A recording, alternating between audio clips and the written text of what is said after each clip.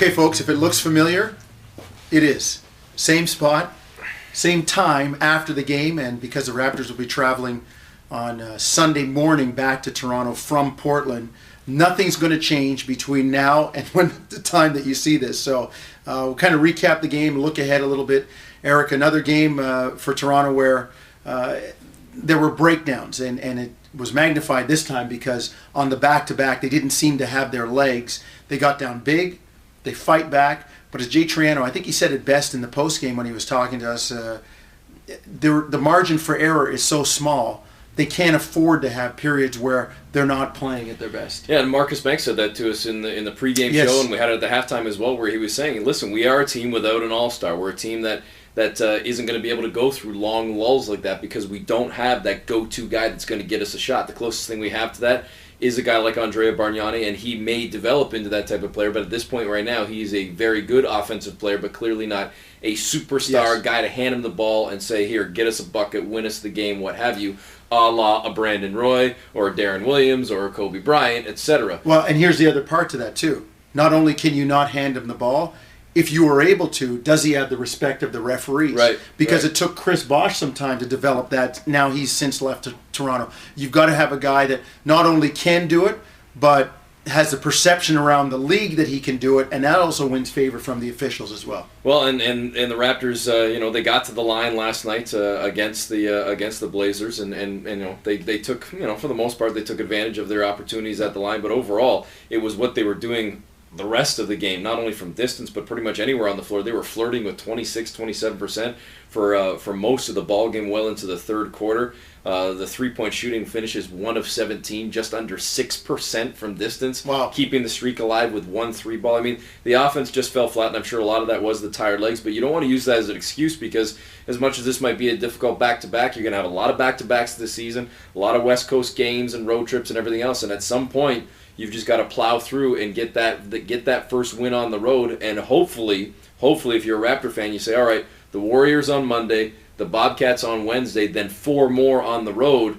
Get the 2 at home to give yourself a little confidence back, let alone a little bit of momentum. As the telephone's ringing here, we're going to ignore the telephone, though. I have no idea who would be calling me at this time. It's probably Troy Clara, the television director, saying, hey, are we going for a post-game pint?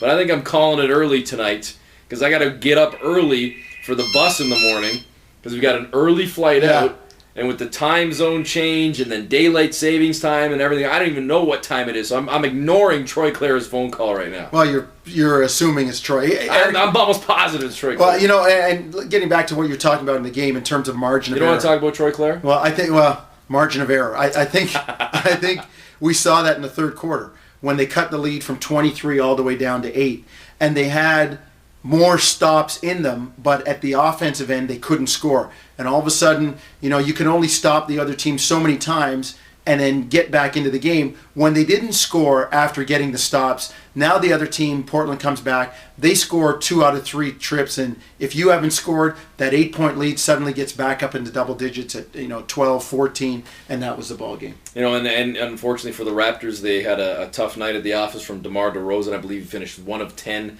Didn't score his first bucket of the game until the fourth quarter, and that's coming off a pretty solid performance against the Lakers and a pretty solid road trip overall in the opening 3 games for him. So the offense just wasn't there overall, and 0-4, it stings. It's 1-5 now, and certainly not the way you wanted to start it, but that puts that much more pressure on that first game back against a very good, at least out of the gate, very good Golden State Warriors team that's going to get up and down as well, and you've got to get your stuff together, make sure you get back on track, and at the very least take care of your home court. Well, that's the formula, Eric. Success at home, and see if you can hang around 500 on the road, or even if you're dominant at home, you can get away with winning only 15, 16, 17 games at home and still have a good season. But Raptors, the first step is the next game. It's Golden State. It's home.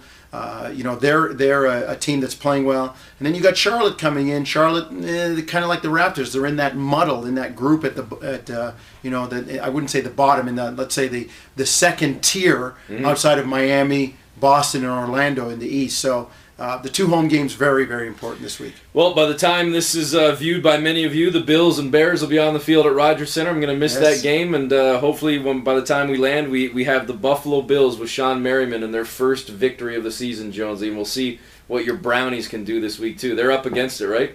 Don't they have the Pats? Yeah, they do. I didn't. I Yeah, was good luck. I was trying not Good to luck. mention that. I was trying not to mention that. We'll see you, folks.